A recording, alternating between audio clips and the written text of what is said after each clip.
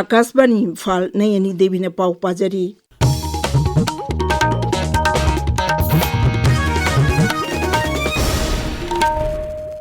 मणिपुर की राज्यपाल अजय कुमार भल्ला केंद्र की डोनर मंत्री ज्योतिरादित्य सिंधिया मणिपुर डोनर मंत्रालय की मखादा पाइखट चाउखट थौरांगी मतंगदा वर्चुअल ओइना मिफम अमा पांगथोखरे।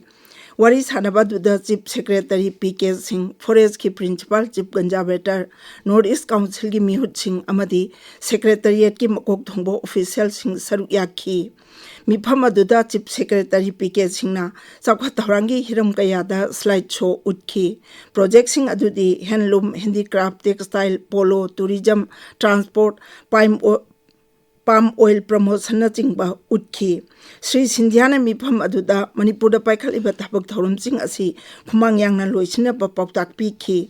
मिफम लोयरबा तुंगदा राज्यपालना ऑफिशियल सिंगदा अथुबा मतमदा हाइरिबा थबकसिंग लोइसिनब खंगहनखी। इम्फाल म्युनिसिपल काउंसिल IMCना कंगला, निताइपाट, चुतेक, बाबूपारा, बीटीरो नचिंबा मफमसिंगदा मियामगी खुदोंचानबगीदमक अमोट अकाय हापनब डस्टबिनजिंग थमख्रे। अचोटपा अकंबा अमोट अकाई सिंह तोखाई तोखाइना थमनबा मचु नाइबा डस्टबिन असी असंगबा अमसुंग हिगोक मचुगिनी। असंगबा मचु असिदा बायोडिग्रेडेबल ऑर्गेनिक के अमोट अकाई सिंह हापकनी। हिगोक मचुगिदना नॉन बायोडिग्रेडेबल अमसुंग इनऑर्गेनिक वेस्ट सिंह हापियो हाइरी। थमलिबा डस्टबिन सिंह असी लंबीदा चलिबा मियोय सिंगिनी। युम-युमदगी पुथोरकबा अमोट अकाई सिंहदी डस्टबिन असिदा हापिदनबसु IMCना अपील तौरी।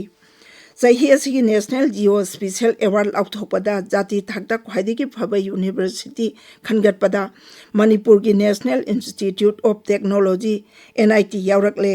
मना असी शिक्षा मंत्रालय की national mission on education through ICT NMEICT की मखादा IIT बॉम्बे की FOS SEE GIS प्रोजेक्ट ना पीबनी। था असिगी तरा तरेता IIT बॉम्बे दा पांगथोकदबा ऑफ सोर्स GIS डे थौरमदा मना असी यंथोकनी। थौरम असिदा हानगी इसरो की चेयरमैन किरण कुंब्रे सरुक यागनी हाइरी। केंद्र की सेल थुम मंत्री निर्मला सीतारमण ngarang शिलोंग दा पांगथोकिबा PM इंटर्नशिप स्कीम की नॉर्थ ईस्ट राउंड टेबल दा सरुक याखरे। मिफम अदुदा वांगांगबदा श्रीमती सीतारमण हाई PM इंटर्नशिप स्कीम असिना नहासिंगदा तोंगान-तोंगानबा सिनफमसिंगी मतंगदा हेना कुपना खंगदुना मखोइना पांबा सिनफमसिंगदा थबक चंगबगी खुदोंचाबा फंगहलगनी। महांगना हाई अवांग नोंपोक लमदमदा लैरिबा नहासिंगना स्कीम असिगी मखादा मसाना मसाबो आहिथोई सिंथोइनबा तोंगान-तोंगानबा ऑफिसिंगदा चतुना लौसिंग फंगनबो होटनादुना मखोइना पामजबा सेंदाल लंबी थीबदा अचौबा मतेंग ओइरगनी। नुमित मरीनी की मेघालय कोंचत मनुंगदा श्रीमती सीतारमण शिलोंगदा ngarang पोलो कमर्शियल कम्प्लेक्स संगाखी। कम्प्लेक्स असी स्मार्ट सिटी मिशन की मखादा साखिबनी। ngasi asi world population day ni numit asiga mari leinana kendra gi axial mantri JP Nadana social media da thagalakpa warol amada hai leibak asi nagarik singda hakjang panna leinaba ayushman arogya mandir kayama hangdoktuna miyam da kanaba piri। Bharat लेरिबा मियोय सिंगदा पांगल हापा hakjang panna leinaba family planning gi hiram da su kanaba kaya piri। लोइनाना मिसिंग हेंगलपगा लोइनाना हिरम कयादा थेंगनरिबा खुदोंचादबा सिंग मतिक चाना थेंगननबसु होटनरी। वन नेशन वन इलेक्शन की मतंगदा हौजिक जॉइंट पार्लियामेंटरी कमिटी की मिफम अमा संसदता पांगथोकली।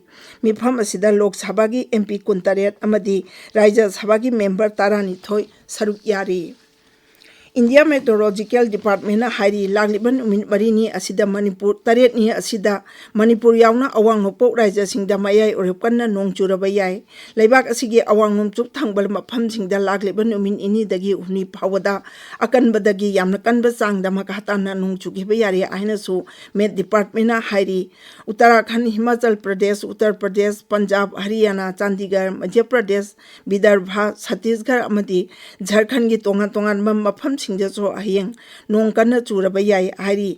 मसिदसु नतना राजस्थान की नोंपोक थंगबा माइकैदा हयंग नोंग कन्ना चुरबा याय। अमरोमदा मेट डिपार्टमेंट मध्य प्रदेश की जिला कुंदा ऑरेंज अलर्ट लाउथोखरे। जिला सिंग असिदा ngasi अकनबा नोंग चुरगनी हाइरी। Hyderabad hu chenba yu thalubadagi mioi taret lekidre yankhai mathoina laikanari thodok asi haukiba nokmaijing amasung ni thokaba numita Hyderabad ki Pukatpalli da thokibani paulojare.